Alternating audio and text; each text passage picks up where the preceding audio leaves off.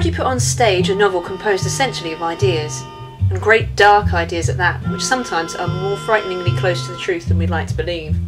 The novel 1984 by George Orwell is a dark depiction of a dystopian future. Future because it was the future at the time that the novel was written. And in this future, where your thoughts are being policed by this governing body, where everyone is watching everyone else and there's this culture of fear. Where books are burned and history is rewritten, to the point where inconvenient truths and inconvenient people are simply written out of history or depersoned. In this brilliant stage adaptation by theatre company Headlong, performed at the Almeida Theatre, Winston, who is our lead character in the novel as well as on stage, is played by Mark Ardens. Winston is part of this world, this future, and he starts to see its flaws, its faults and its foulness, and it's through his rebellion that the primary drive of the show as well as the story comes. And it's initially inspired by his love for his counterpart, Julia, played here by Yanis. The cast as a whole gave compelling performances, sometimes as exhausting to watch as it must have been to perform.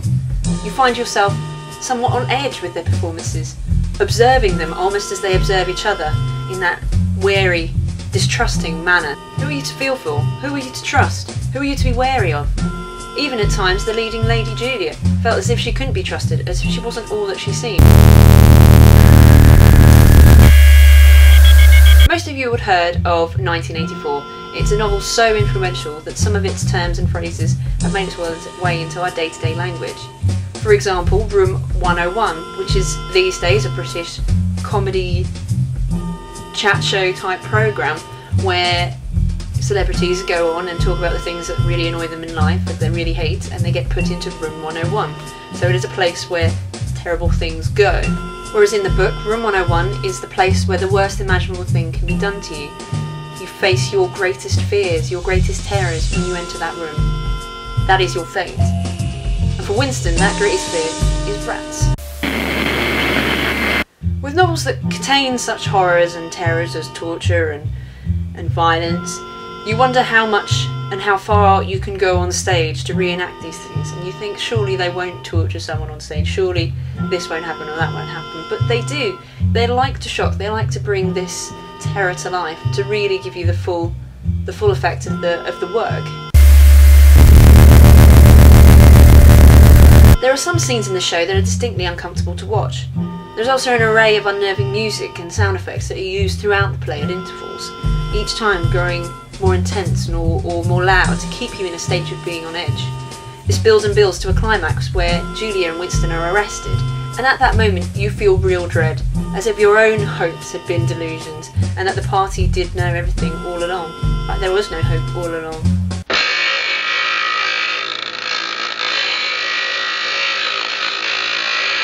The staging is immensely clever.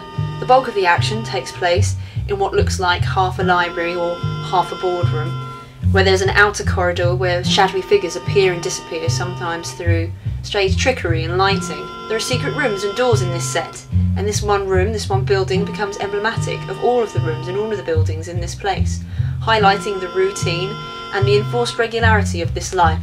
The text itself is very clever, the way it's been adapted for the stage. Sections of text are repeated as part of different scenes and in different contexts, so you're never quite sure which scene's the originating scene, whether one is taken from there or remembered from there. Are these muddled memories, or is it the confused thoughts of a mad mind? Is he mad? You start to question everything that's going on, which is the idea of the text. They want you to question, they want you to be interactive with the show. The horror of Room 101 is created out of the destruction of the box set that has dominated the stage so far. Masked troops pull apart the set, revealing its secrets, and it is replaced instead by a static, sterile white box. In the torture scene that follows, you as the audience are made entirely complicit in the action that you watch. In the bright white of Room 101, the party threaten Winston with the worst imaginable thing for him, to be eaten alive by rats. And as they're setting about it, Winston, struggling against his restraints, looks into the audience and shouts, "How can you just sit there? Why don't you do something?" With this, they hope to turn the eye back on us, back on the audience, back on society. The play, like the book, raises uncomfortable questions about ourselves, about our society, our morals and beliefs. How far would you go to seek change? Would you stoop as low as the people that you're trying to get rid of, trying to change? You may have no doubt, like Winston, that the Big Brother and the party are a force of evil, manipulating information and controlling a populace with fear and ignorance.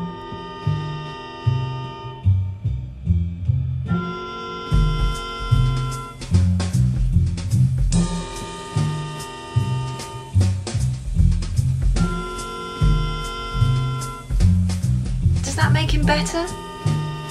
Does that give him the moral high ground?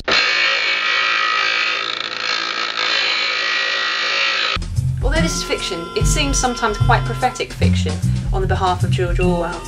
Written a long time ago, there are echoes of 1984 in historical happenings and even present-day happenings. For example, the Nazis, with their burning books and making people disappear, or even modern-day North Korea.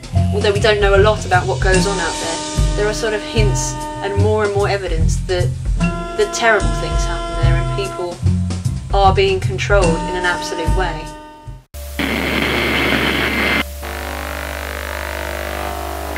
Getting back to the production, which is what we're here to review, overall it's been a really exceptional production. I would have no qualms in giving it 5 stars.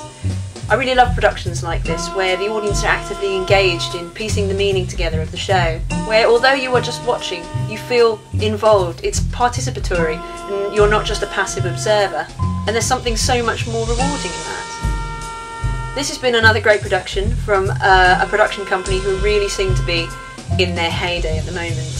1984 has been nominated this year at the Olivier Awards alongside Headlong's other production, and I believe the production of the year last year, Chimerica.